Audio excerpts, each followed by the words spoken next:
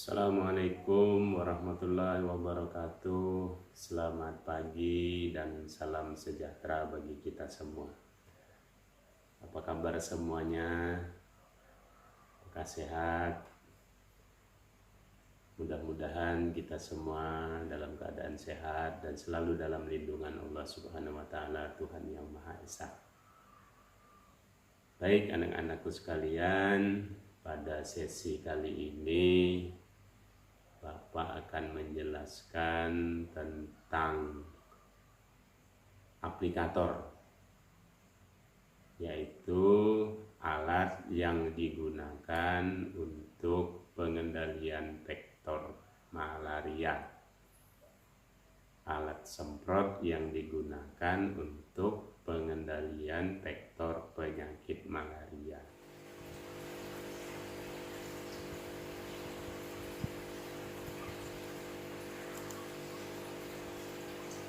Ada dua jenis alat atau aplikator yang sering dan bisa digunakan dalam upaya pengendalian vektor penyakit malaria, yaitu yang pertama adalah Spraycan Hudson Expert atau Spraycan Hudson Expert.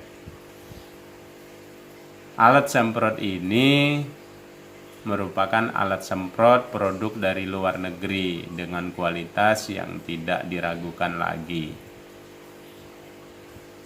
Sementara alat yang kedua yaitu Spraycan Hansen. Ini merupakan alat Spraycan atau alat yang digunakan untuk penyemprotan pengendalian malaria, merupakan produk dalam negeri. Kedua alat semprot ini memiliki spesifikasi dan kegunaan serta prosedur aplikasi yang sama. Perbedaannya hanya dari sisi asal produk dan mungkin harga yang relatif jauh berbeda. Tapi hal tersebut tidak perlu kita permasalahkan. Yang penting dari sisi prosedur, aplikasi, dan efektivitas penggunaan alat ini untuk pengendalian vektor penyakit malaria bisa dipertanggungjawabkan. Aplikator ini digunakan untuk melaksanakan kegiatan pengendalian vektor penyakit malaria dengan metode kimia, yaitu metode penyemprotan dalam rumah atau lebih dikenal dengan istilah indoor residual spraying atau disingkat dengan IRS. Untuk keberhasilan kegiatan penyemprotan dengan metode ini, maka pengetahuan tentang alat tersebut harus benar-benar dipahami, terutama terkait tentang bagaimana cara kerjanya, bagian-bagian atau komponen-komponen yang ada, dan bagaimana cara pemeliharaannya. Baik, akan kita kupas satu persatu komponen-komponen dari alat Spraycan ini. Secara garis besar, bagian-bagian dari alat semprot ini terdiri dari 4 bagian. Yang pertama adalah bagian tangki atau disebut dengan istilah tank assembly.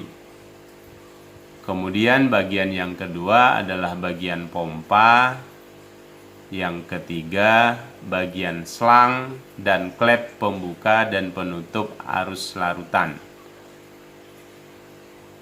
Selang ini lebih disebut dengan istilah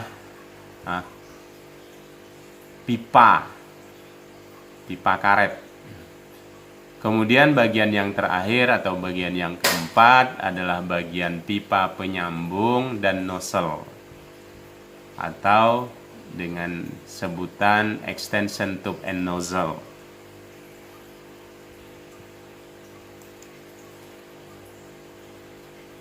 Ini yang dimaksud dengan bagian tangki. Tangki ini berfungsi untuk menampung bagian larutan insektisida yang akan kita semprotkan nantinya. Larutan ini adalah merupakan gabungan, nantinya adalah gabungan atau campuran antara air dengan insektisida, tergantung dari insektisida apa yang digunakan. Kemudian ini bagian yang kedua, yaitu bagian pompa. Yang terlihat di gambar ini adalah tangkai pompa. Tapi kalau kita buka nantinya, tangkai pompa ini dilengkapi dengan tabung dan perangkat lainnya atau komponen lainnya yang ada di dalam tabung pompa itu sendiri. Bagian yang ketiga adalah selang atau pipa karet yang terhubung dengan bagian klep pembuka dan penutup arus larutan. Jika ditekan klep ini, maka larutan akan keluar. Sementara jika dilepas, maka larutan tidak akan keluar atau tertutup. Dan yang keempat, bagian pipa penyambung. Pipa penyambung ini terbuat dari bahan stainless steel atau bahan anti karat. Kemudian di bagian ujungnya itu dilengkapi dengan nozzle.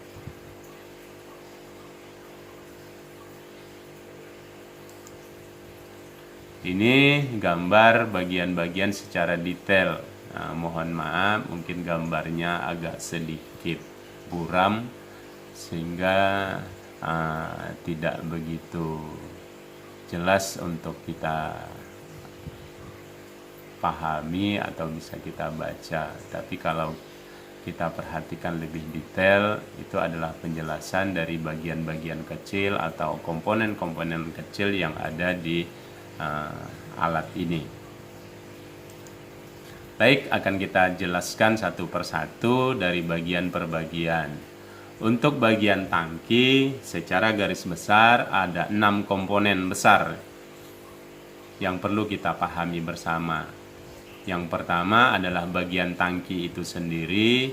Kapasitas tangki dari alat ini adalah maksimal 8,5 liter. Kalau kita perhatikan nanti di alat, itu ada batas tanda panah. Itu adalah batas dari maksimal larutan yang harus kita masukkan ke dalam tangki.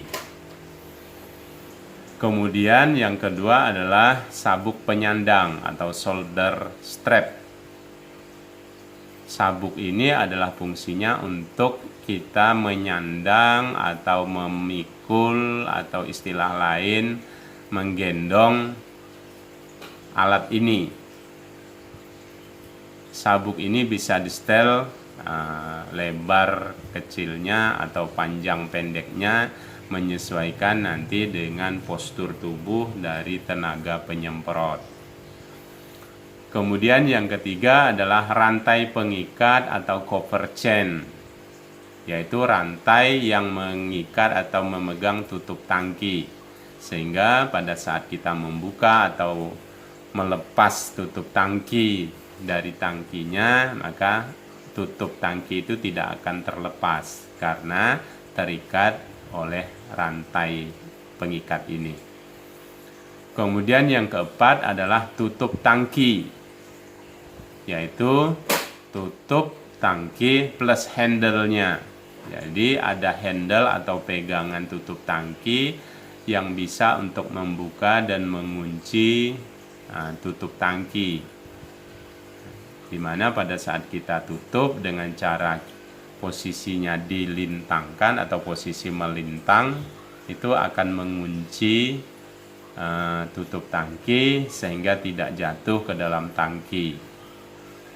Kemudian yang kelima adalah karet gasket atau cover gasket, karet yang melingkari tutup tangki. Tujuannya adalah untuk mencegah kebocoran. Jadi pada saat kita pompa, tekanan sudah ada berada di dalam tangki itu tekanan gas di dalam tangki tidak akan keluar karena tertahan atau ditahan oleh karet gasket ini. Kemudian yang terakhir dari bagian tangki ini adalah pipa saluran atau deep tube. Pipa saluran ini berfungsi untuk keluarnya larutan atau mengeluarkan larutan dari tangki. Pipa saluran ini nanti berhubungan langsung dengan bagian yang kedua dari alat semprot ini, yaitu bagian selang dan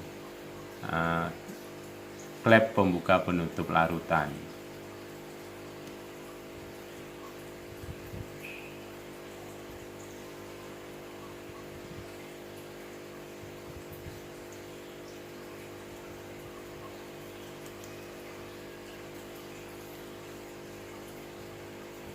Oke, kita lanjut bagian yang kedua. Bagian yang kedua yaitu bagian pompa. Komponen-komponen yang harus kita perhatikan dari bagian pompa ini ada 7. Yaitu yang pertama tangkai pompa dan handle-nya. Yaitu seperti bentuk T. Kalau kita perhatikan di gambar tadi, fungsinya nanti adalah untuk memompa. Jadi nanti tangkai pompa itu tinggal kita pegang, kita tarik dan kita tekan untuk pemompaan. Kemudian bagian yang kedua adalah karet penahan benturan saat memompa atau bumper pad. Jadi ini fungsinya adalah untuk menahan benturan antara besi sama besi, ya, pompa dengan tangki gitu kan, sehingga pada saat kita memompa itu tidak terjadi benturan karena tertahan oleh karet penahan benturan ini. Kemudian yang ketiga ada kunci pompa untuk menahan handle naik ke atas. Jadi fungsi dari kunci ini adalah pada saat setelah kita melakukan pemompaan selesai, itu kunci ini kita tarik atau kita letakkan pada posisinya sehingga berfungsi untuk mengunci, sehingga nantinya tangkai pompa tidak akan naik ke atas atau lepas ke atas karena tekanan dari gas yang ada di dalam tangki. Kemudian yang keempat adalah pegas penahan benturan saat pompa ditarik. Jadi ada per bahasa kita, ya, pegas itu fungsinya juga adalah untuk menahan benturan. Kemudian nanti di ujung dari tangkai pompa itu nanti akan kita temukan yang namanya kulit pompa untuk menghasilkan udara atau letter cup. Atau kalau bahasa kita, kalau yang punya lampu petromak atau lampu zaman dahulu kala, itu istilahnya sering dikenal dengan istilah pakin. Itu adalah kulit pompa yang fungsinya untuk menghasilkan udara pada saat kita melakukan pemompaan. Kemudian yang keenam masih di bagian ujung dari pompa, itu khususnya di bagian tabung pompa itu nanti ada klep pompa. Klep pompa ini fungsinya adalah untuk menyalurkan udara ke tangki dan mencegah udara masuk ke silinder.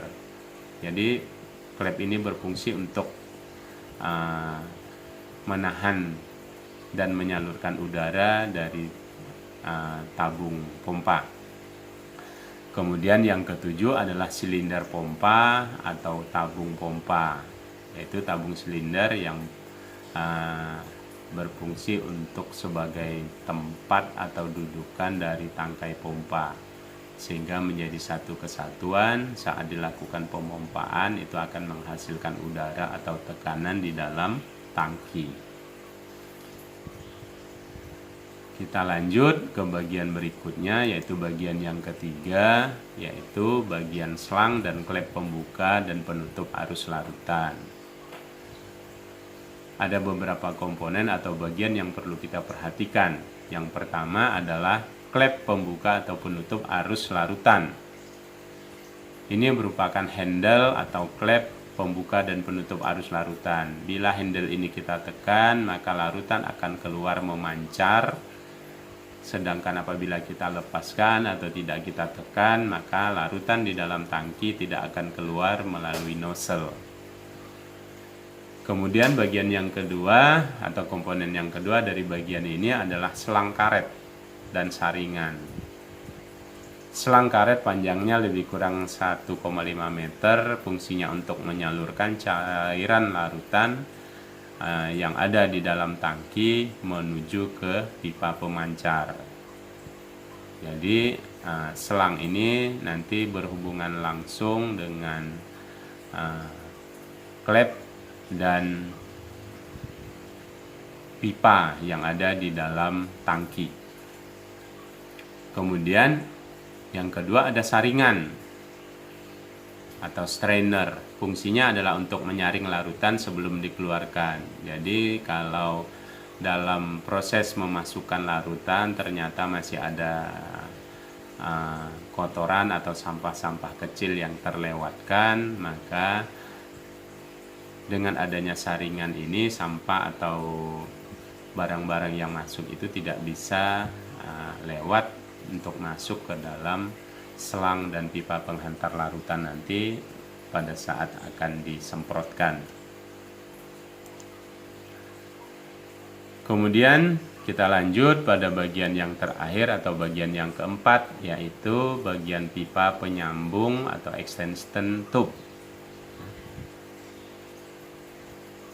yaitu berupa satu batang pipa yang fungsinya adalah nanti untuk menyalurkan larutan yang ada di dalam tangki. Kemudian yang kedua adalah nozzle tip atau nozzle dengan kode 8002 EHSS. Ini merupakan nozzle tempat larutan memancar.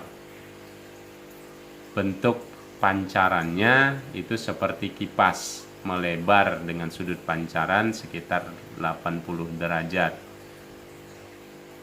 Itu kode dari 8002. 80 itu artinya adalah sudut pancarannya sebesar 80 derajat, sedangkan 02 itu adalah jumlah volume larutan yang keluar per menitnya, yaitu 0,2 galon per menit.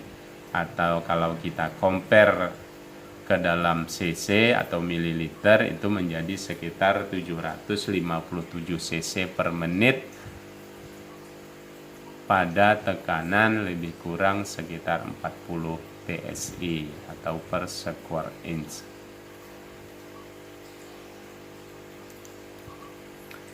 Ini gambar detailnya bagian-bagian apabila nanti kita melakukan praktek bongkar pasang, maka kita akan menemukan komponen-komponen kecil dari tiap-tiap bagian besar tadi.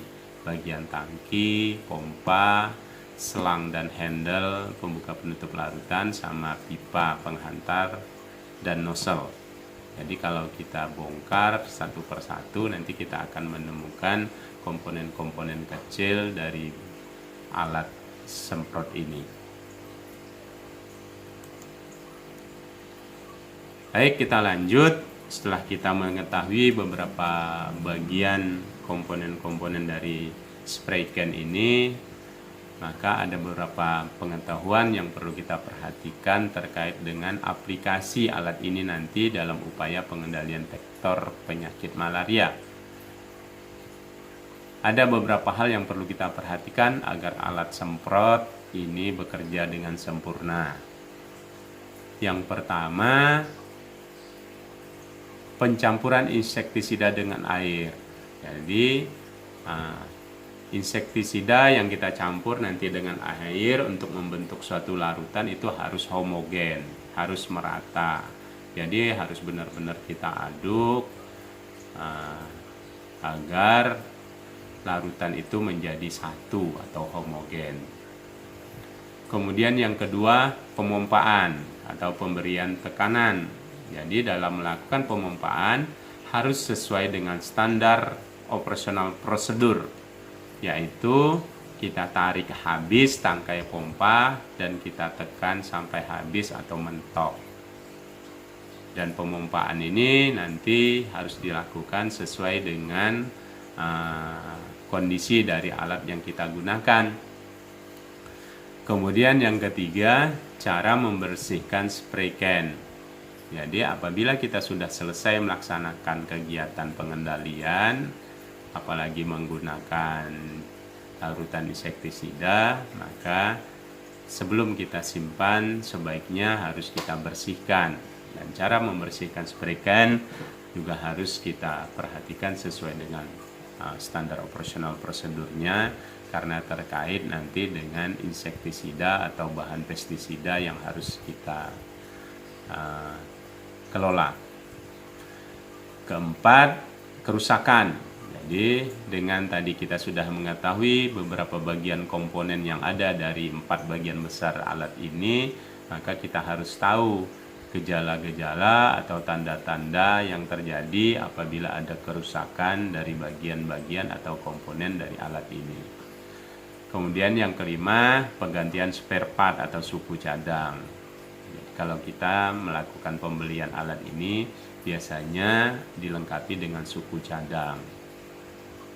Ada bagian-bagian atau komponen-komponen kecil yang biasanya pada waktu tertentu nanti akan mengalami aus atau rusak, sehingga perlu untuk kita ganti dengan spare part atau suku cadang yang baru. Kemudian yang keenam adalah penggantian nozzle tip secara berkala atau setelah 3 siklus. Karena nozzle ini punya fungsi yang sangat vital, yaitu berhubungan langsung dengan berapa banyak atau volume larutan yang keluar. Jangan sampai nanti kita tetap menggunakan nozzle tip yang sudah rusak sehingga larutan yang keluar itu sudah tidak standar lagi. Seperti yang tadi disampaikan, kalau kita melakukan penyemprotan selama 1 menit itu larutan yang keluar adalah lebih kurang sekitar 757 cc atau mililiter atau 0,2 galon. Ini beberapa foto atau gambar aplikasi penyemprotan menggunakan aplikator atau spray can tadi. Ini akan kita praktekkan nantinya pada saat kita melakukan praktek aplikasi penyemprotan dengan metode IRS. Kita punya lahan yang nanti kita akan praktek langsung untuk mengaplikasikan bagaimana cara penyemprotan metode IRS untuk pengendalian vektor penyakit malaria.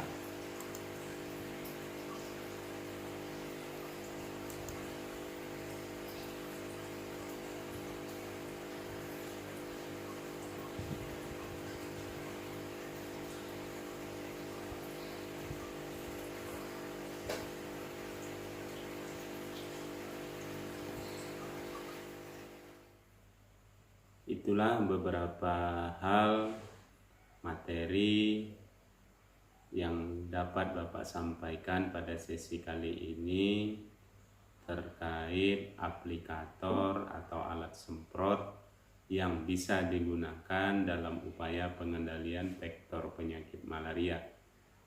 Semoga materi tersebut bisa memberikan pengetahuan mendasar bagi Anda semua dalam persiapan untuk praktek bongkar pasang nantinya dan aplikasi penyemprotan malaria. Kurang lebihnya saya mohon maaf. Wabillahi taufik wal hidayah. Assalamualaikum warahmatullahi wabarakatuh. Selamat pagi dan salam sejahtera bagi kita semua.